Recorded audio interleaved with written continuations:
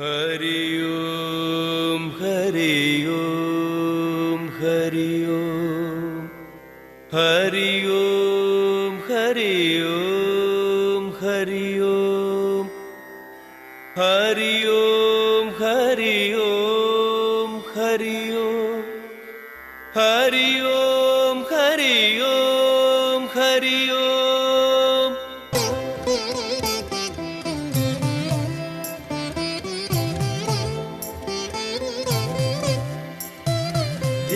ധ്യാനജപാദികൾ ചെയ്തിടാത്തോൻ ആനന്ദാമൃതമുന്നില്ല. ധ്യാനജപാദികൾ ചെയ്തിടാത്തോൻ ആനന്ദാമൃതമുന്നില്ല. ധർമ്മം ദയ ഇവ കൂടാതെ സൽക്കർമ്മം ചെയ്യാൻ കഴിയില്ല. സൽക്കർമ്മം ചെയ്യാൻ കഴിയില്ല. ഹരി ഓം ഹരി ഓം ഹരി ഓം ഹരി ഓം ഹരി ഓം ഹരി ഓം ഹരി ഓം ഹരി ഓം ഹരി ഓം ഹരി ഓം ഹരി ഓം ഹരി ഓം. സംഘം മുഴുവൻ പോയിടാതെ സംസാരാഗ്നി കെടുകില്ല. സംഘം മുഴുവൻ പോയിടാതെ സംസാരാഗ്നി കെടുകില്ല. ഉള്ളിലസൂയയൊഴിഞ്ഞിടാതെ ഭഗവാൻ നേരിൽ വരുകില്ല. ഭഗവാൻ നേരിൽ വരുകില്ല. ഹരി ഓം ഹരി ഓം ഹരി ഓം ഹരി ഓം ഹരി ഓം ഹരി ഓം ഹരി ഓം ഹരി ഓം ഹരി ഓം ഹരി ഓം ഹരി ഓം ഹരി ഓം. നമ്മൾ കുട്ടിക്കാലം മുതലേ മനസ്സിലാക്കി വയ്ക്കുന്നൊരു ജീവിതം എന്ന് പറയുന്നത്, നമ്മുടെ ജീവിതം നല്ല ഒരു ജീവിതമായി തീരണമെങ്കിൽ നമുക്ക് നല്ല വിദ്യാഭ്യാസം വേണം, നല്ലൊരു ജോലി വേണം, അങ്ങനെ നല്ലൊരു ശമ്പളം വേണം, നല്ലൊരു ഭാര്യയെ കിട്ടണം, അല്ലെങ്കിൽ നല്ലൊരു ഭർത്താവിനെ കിട്ടണം, നല്ലൊരു വീടുണ്ടാവണം. ഇങ്ങനെ നമ്മൾ കെട്ടിപ്പടുക്കുന്ന ഒരു ജീവിതം നിങ്ങൾ ശ്രദ്ധിച്ചിട്ടുണ്ടോ അറിയില്ല. എൻ്റെ ജീവിതത്തിൽ നല്ലതെല്ലാം സംഭവിച്ചാൽ എൻ്റെ ജീവിതം നല്ല ജീവിതമായി. അപ്പം നല്ലത് സംഭവിക്കണം.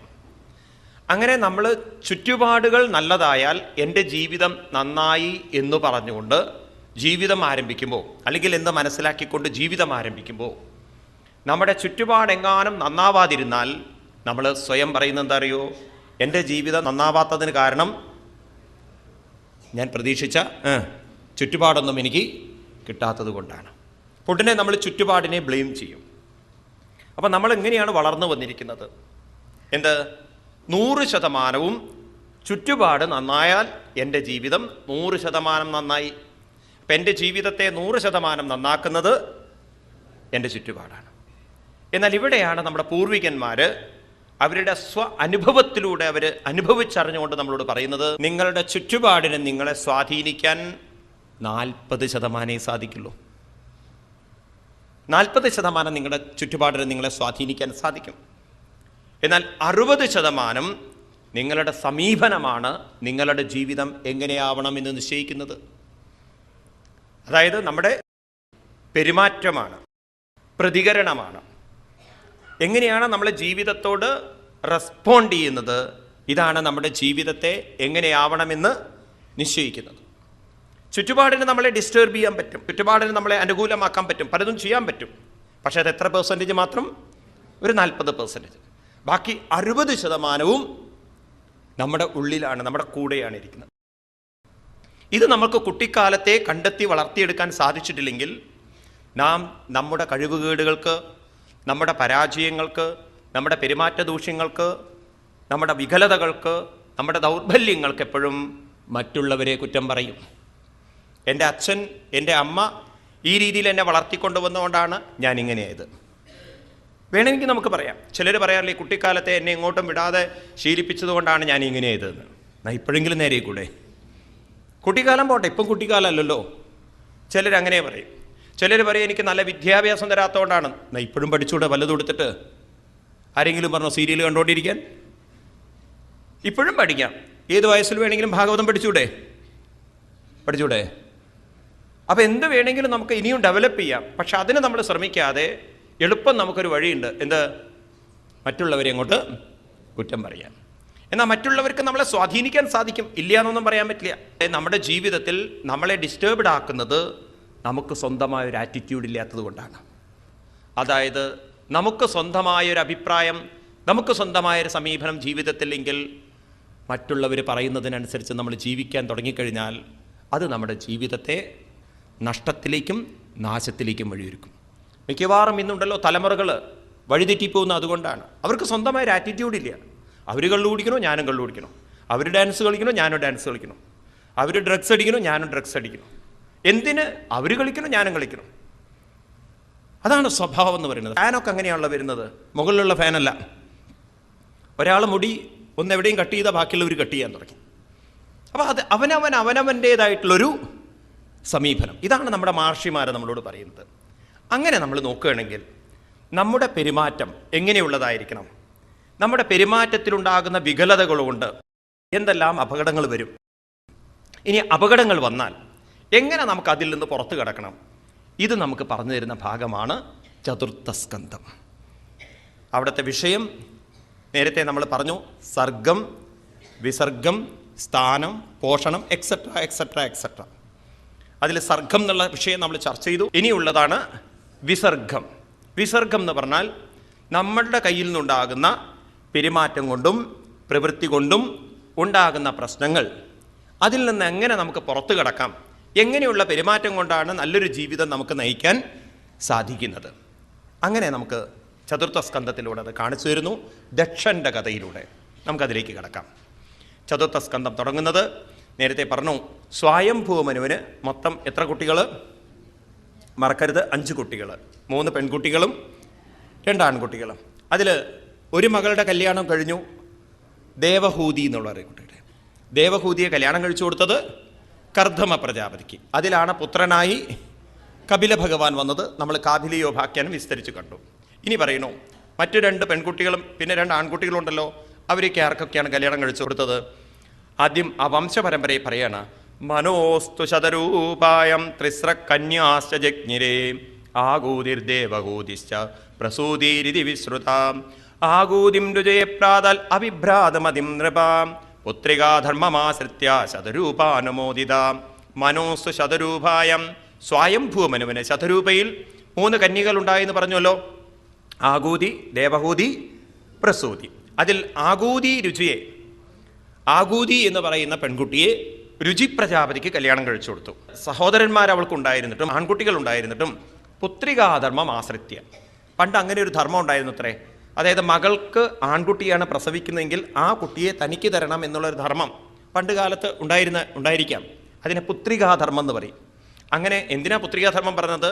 പ്രജാപതിസ്സ ഭഗവൻ രുചി തസ്യാമജീ ജനൽ മിഥുനം ബ്രഹ്മവർച്ചസി പരമേണ സമാധിന യസ്തയോ പുരുഷ സാക്ഷാൽ വിഷ്ണു യജ്ഞസ്വരൂപത്തിൽ യാ സ്ത്രീ സാ ദക്ഷിണാഭൂതേ അംശഭൂതാനവായിനി.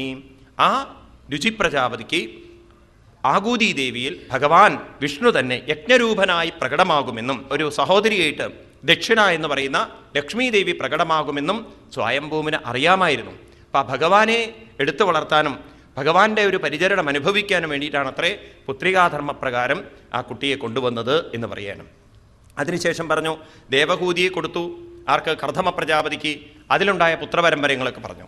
പിന്നെ പറഞ്ഞു ദക്ഷായ ബ്രഹ്മപുത്രായ പ്രസൂതിം ഭഗവാൻ മനോ പ്രായച്ചൽ യത്കൃത സർഗ ത്രിലോക്യം വിദതോ മഹൻ. ഇനി പ്രസൂതി എന്ന് പറയുന്ന പെൺകുട്ടിയെ ആർക്കാ കല്യാണം കഴിച്ചു കൊടുക്കുന്നത്? ബ്രഹ്മാവിൻ്റെ മറ്റൊരു പുത്രനായിരുന്നു ദക്ഷ പ്രജാപതി. ആരാണ്? ദക്ഷൻ. നമ്മൾ ദക്ഷൻ്റെ കഥയിലേക്കും കൂടിയാണ് കിടക്കുന്നത്. ആ ദക്ഷ പ്രജാപതിക്കാണ് അദ്ദേഹം ആരെ കൊടുത്തത്? പ്രസൂതി. അതിൽ ലോക്യാം വിദതോ മഹാൻ, ഈ ലോകം മുഴുവൻ പുത്രപരമ്പരകളെ കൊണ്ട് നിറഞ്ഞു പറയാണ്. നേരത്തെ കർദമന് 9 പെൺകുട്ടികളുണ്ടായിരുന്നു. അതിൽ 9 പേരെ 7 പേരെ സപ്തർഷികൾക്കും ഒരാളെ അഥർവണനും കൊടുത്തു, വസിഷ്ഠനും കൊടുത്തു എന്നൊക്കെ പറഞ്ഞല്ലോ. ഇനി ആ ഒരു കഥയിലേക്ക് കടന്നുകൊണ്ട് പറയാണ്, ഇവിടെ ചെറിയൊരു കഥ പറയുകയാണ്. അതിലൊരു പെൺകുട്ടിയായിരുന്നു അനസൂയാദേവി. അനസൂയാദേവി ആർക്കാ കല്യാണം കഴിച്ചു കൊടുത്തത്? നിങ്ങൾ രാമായണത്തിൽ അനസൂയയുടെ കഥ കാണില്ലേ? ശ്രീരാമസ്വാമിയും മറ്റും വനവാസത്തിൽ പോകുന്ന സമയത്ത് അവിടെ വെച്ച് അനസൂയാദേവിയെ കാണുന്നുണ്ടല്ലോ. ആ അനസൂയാദേവിയുടെ ഭർത്താവിൻ്റെ പേരാണ് അത്രി മഹർഷി. അങ്ങനെ അവരുടെ ആ കഥയിലേക്ക് കിടക്കുകയാണ്. പാവം അത്രി മഹർഷിക്ക് പുത്രന്മാരൊന്നും ഉണ്ടായിരുന്നില്ല, അനസൂയാദേവിക്ക്. ഇവർ രണ്ടുപേരും തപസ് ചെയ്തു എന്നാണ്, കഠിനമായ തപസ് ചെയ്തു സൽസന്താനത്തിന് വേണ്ടിയിട്ട്. അങ്ങനെ തപസ് ചെയ്ത് പ്രാണായാമത്തിലേക്ക് തന്നെ മനസ്സിനെ സമർപ്പിച്ച് അങ്ങനെ ഭഗവത് വിചാരം കൊണ്ട് അങ്ങനെ തപസ് ചെയ്തുകൊണ്ടിരിക്കുന്ന സമയത്ത് അവരുടെ മുന്നിൽ 3 മൂർത്തികളും പ്രത്യക്ഷപ്പെട്ടു. ഒരാളെ വരേണ്ടതുള്ളൂ, 3 മൂർത്തികൾ. അവരെ 3 പേരെ നമസ്കരിച്ചു. എന്നിട്ട് അത്രി മഹർഷി പറയാണ്, ഞാൻ ഒരാളെയാണല്ലോ തപസ് ചെയ്ത് പ്രീതനാക്കിയത്, അതിനെന്തിനാ നിങ്ങൾ 3 പേര്? ഇന്നത്തെ കാലം അങ്ങനെയാണല്ലോ, ഒന്നെടുത്താൽ 2 ഫ്രീ കിട്ടുന്ന കാലമാണ്. അപ്പോൾ നിങ്ങളെന്തിനാ ഒരാളെ തപസ് ചെയ്ത് പോയി 3 പേരും കൂടി വന്നത്? അപ്പോൾ പറയാണ്, ഏകോമയേഹ ഭഗവൻ വിവിധ പ്രധാനൈ ചിത്തീകൃത പ്രജനനായ കഥം യൂയം അത്രാഗതാസനുഭൃതം മനസോഭിദൂരാം ഭൂതപ്രസീദത മഹാനിഹ വിസ്മയോ മേ. ഏകോമയേഹ, ഞാൻ ഒരാളെയാണല്ലോ തപസ് ചെയ്തിരിക്കുന്നത്, നിങ്ങളാണെങ്കിലോ 3 പേരും ഇവിടെ പ്രകടമായിരിക്കുന്നു. നിങ്ങളൊക്കെ പ്രാപിക്കണമെങ്കിൽ, നിങ്ങളെ കിട്ടണമെങ്കിൽ അതിവിദൂരത്തിലാണ്, ഞങ്ങൾക്കൊക്കെ മനസ്സിൽ നിന്ന് വിദൂരത്തിലാണ്. എന്നിട്ടും നിങ്ങൾ എന്നെ അനുഗ്രഹിക്കാൻ 3 പേരും പ്രകടമായിരിക്കണോ, എനിക്ക് മനസ്സിലാവുന്നില്ല. അപ്പോൾ ഒന്നെടുത്തപ്പം 2 പേര് ഫ്രീ ആയിട്ട് വന്നു. ഏതോ ഒരാളെ മാത്രമാണ്. അതുകൊണ്ട് ഞാൻ നിങ്ങളിൽ ആരെയാണ് ഞാൻ തപസ് ചെയ്തിരിക്കുന്നത്, നിങ്ങളൊന്ന് പ്രകടമാക്കി പറഞ്ഞു തന്നാലൊന്ന്. അപ്പോൾ ഇത് കേട്ടപ്പോൾ ഭഗവാൻ പറയാണ്, നോക്കൂ, ഞങ്ങൾ 3 പേരും വാസ്തവത്തിൽ ഒന്ന് തന്നെയാണ്. അദാംശാദംശബോധസ്തേ ആത്മജാലോക വിശ്രുത ഭവിതാരോംഗഭദ്രം ദേ വിസ്രപ്സ്യന്തി തേ യശ. അങ്ങയുടെ യശസ് കണ്ട്, അങ്ങയുടെ മഹത്വം കണ്ട്, അങ്ങയുടെ തപസ് കണ്ടിട്ട് ഞങ്ങൾ 3 പേരും പ്രകടമായിരിക്കുകയാണ്. അതുകൊണ്ട് ഞങ്ങൾ 3 പേരും ഏവം കാമവരം ദത്വാ പ്രജജ്ഞോ സുരേശ്വര സഭാജിതസ്തയോ സമ്യൽ ദമ്പത്യോ മിഷദോസ്തതാം. അതുകൊണ്ട് അങ്ങയ്ക്ക് അങ്ങയുടെ ആഗ്രഹത്തെ ഞങ്ങൾ സഫലമാക്കി തരുന്നു. അങ്ങയ്ക്ക് പുത്രന്മാരെയാണല്ലോ വേണ്ടത്, സൽപുത്രന്മാരെയാണല്ലോ വേണ്ടത്. ഞങ്ങളുടെ 3 പേരുടെ അംശത്തിൽ നിന്നും 3 പുത്രന്മാരെ തരുന്നു. അങ്ങനെ അത്രി മഹർഷിക്ക് അനസൂയാദേവിയിൽ 3 പുത്രന്മാരെ കൊടുക്കുകയാണ്. ആരൊക്കെയാണത്രേ? ആദ്യം ബ്രഹ്മാവിൻ്റെ അംശമായി അനസൂയാദേവിക്ക് കിട്ടിയ പുത്രനാണത്രേ സോമൻ എന്ന് പറയുന്ന പുത്രൻ. ആരാണ് സോമൻ? എറണാകുളത്തുള്ളതല്ലേ? ഇവിടെ സോമൻ എന്ന് പറഞ്ഞാൽ സാക്ഷാൽ സോമൻ. പിന്നെ അത് കഴിഞ്ഞിട്ട് വിഷ്ണുവിൽ നിന്നും കിട്ടിയ പുത്രനാണ് ദത്താത്രേയൻ എന്ന് പറയുന്നത്. ശിവനിൽ നിന്നും കിട്ടിയതാണ് ദുർവാസ ശങ്കരസ്യാംശോ. ആരാണ്? ദുർവാസ മഹർഷി. അപ്പോൾ ഈ 3 പേര്, ദുർവാസാവ്, ദത്താത്രേയൻ, സോമൻ, ഇങ്ങനെ ഈ 3 പേര്. ഇവർ 3 പേരും ഈ കഥകളൊക്കെ 9ാമത്തെ സ്കന്ധം വരുമ്പോൾ സോമൻ്റെ പുത്രനായി ബുധനിലൂടെ പുരൂരവസ് വരുന്ന കഥകളൊക്കെ പറയും. ഏകാദശ സ്കന്ധത്തിൽ ഭഗവാൻ ഉദ്ധവർക്ക് ഉപദേശം കൊടുക്കുമ്പോൾ അവിടെ ആരുടെ കഥ പറയും? ദത്താത്രേയൻ്റെ കഥ പറയും. പിന്നെ ദുർവാസാവ് ഇടയ്ക്കിടയ്ക്കൊക്കെ വരും, നമുക്ക് കാണാം. പാലാഴി മഥന സമയത്ത് വരും, അതുപോലെ അംബരീഷനെ പരീക്ഷിക്കേണ്ട സമയത്ത് വരും. ഇങ്ങനെയൊക്കെ ഓരോ സന്ദർഭങ്ങളിൽ വരും. ഇങ്ങനെയാണ് ഭാഗവതത്തിൽ കഥ പറയുന്നത്. പക്ഷേ ഭാരതത്തിൽ ഈ കഥ ഈ രീതിയിലല്ല പ്രചരിച്ചിരിക്കുന്നത്. പല നാടുകളിലും പല രീതിയിലാണ്. പ്രത്യേകിച്ച് ഉത്തരേന്ത്യയിൽ ഇങ്ങനെയല്ല കഥ പറയുന്നത്. ഉത്തരേന്ത്യയിൽ വേറെ രീതിയിലാണ്. അതായത് ഒരിക്കൽ ഈ ദേവിമാർക്കൊക്കെ ഭയങ്കര അഹങ്കാരം വന്നു. ഉത്തരം ഞങ്ങളെപ്പോലെ ചാരിത്രശുദ്ധി ലോകത്തിൽ ആർക്കും ഇല്ലയെന്ന്. നാരദ മഹർഷി ഒരിക്കൽ പാർവതീദേവിയെ കണ്ടപ്പം പാർവതീദേവിയോട് പറഞ്ഞു, എന്താ അത്ര അഹങ്കാരം, ഞങ്ങളെപ്പോലെയൊക്കെ പവിത്രകളായിട്ട് ആരുണ്ട് മഹാത്മാവേ ലോകത്തിലെന്ന്. നിങ്ങളുടെ ഒരു പവിത്രത ഒരു വില വെച്ചില്ലേ നാരദ മഹർഷി. അനസൂയാദേവിയെ കണ്ടു പഠിക്കുമെന്ന്. അനസൂയയ്ക്ക് ഇത്രയൊക്കെ ചാരിത്രമുണ്ടോ? നിങ്ങളുടെ ഒന്നും അടുത്ത് പോവില്ല. അപ്പോൾ ഇവർക്ക് ഭയങ്കര അസൂയ. ഞങ്ങളെക്കാളും വലിയ കേമത്തികൾ ലോകത്തിലുണ്ടാവാൻ പാടില്ല. എപ്പോഴും പാരവയ്ക്കുമല്ലോ നല്ലവരെ. അപ്പോൾ ഭർത്താക്കന്മാരെ 3 പേരും അങ്ങോട്ടും ഇങ്ങോട്ടും വിളിച്ചു പറഞ്ഞു. പാർവതി ലക്ഷ്മിയോടും ലക്ഷ്മി സരസ്വതിയോടും. അങ്ങനെ ഒരു ഗ്രൂപ്പ് ഉണ്ടാവുമല്ലോ എപ്പോഴും, അമ്പലങ്ങളിലും കാണാമല്ലോ, അവരവരുടേതായിട്ടുള്ളൊരു ഗ്രൂപ്പ്. അങ്ങനെ ഒരു ഗ്രൂപ്പിനെ അങ്ങോട്ടും ഇങ്ങോട്ടൊക്കെ വിളിച്ചു പറഞ്ഞു, ഇത് ശരിയാവില്ല, അവൾക്ക് നമ്മളെക്കാളൊക്കെ ചാരിത്രം ഉണ്ട് അത്രേ, ഇത് ശരിയാവില്ല എന്ന് ഒന്ന് തെളിയിക്കണമല്ലോ ഉണ്ടോ ഇല്ലേ എന്നുള്ളത്. 3 പേരും അന്ന് ഉറങ്ങാൻ നേരത്തെ ഭർത്താവിനോട് പറഞ്ഞു, ഇത് ശരിയാവില്ല, നിങ്ങൾ തെളിയിച്ചു തരണം. അങ്ങനെ തലയണ മന്ത്രം കൊടുത്തു 3 പേർക്കും.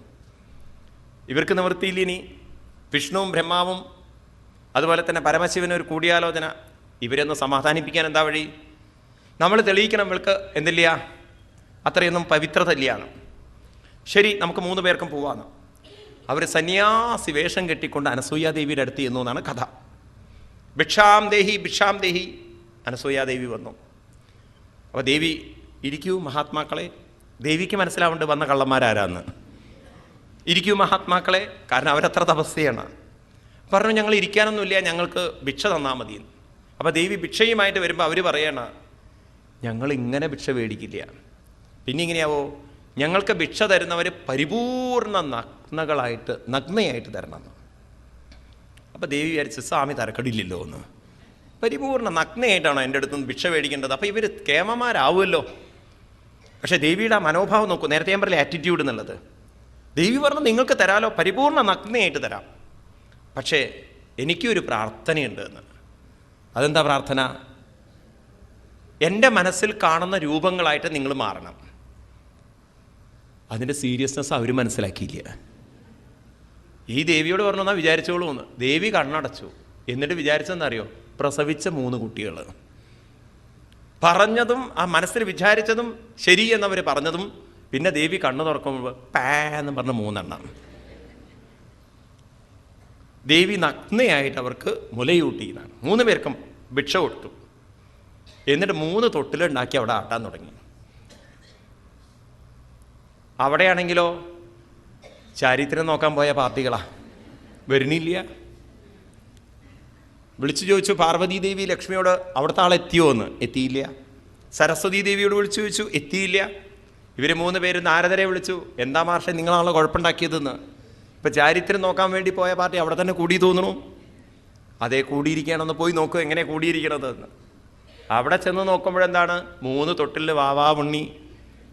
ലക്ഷ്മി ദേവി നെഞ്ചത്ത് കൈവച്ചു, നമ്മുടെ വിഷ്ണു ഭഗവാനെ, പരമശിവനെ, ഇവരൊക്കെ കുട്ടിയുടെ രൂപത്തിൽ പ്രസവിച്ചിട്ട് വസ്ത്രം പോലും ഉടുക്കാത്ത രൂപത്തിലാണ് ഇരിക്കുന്നതേ.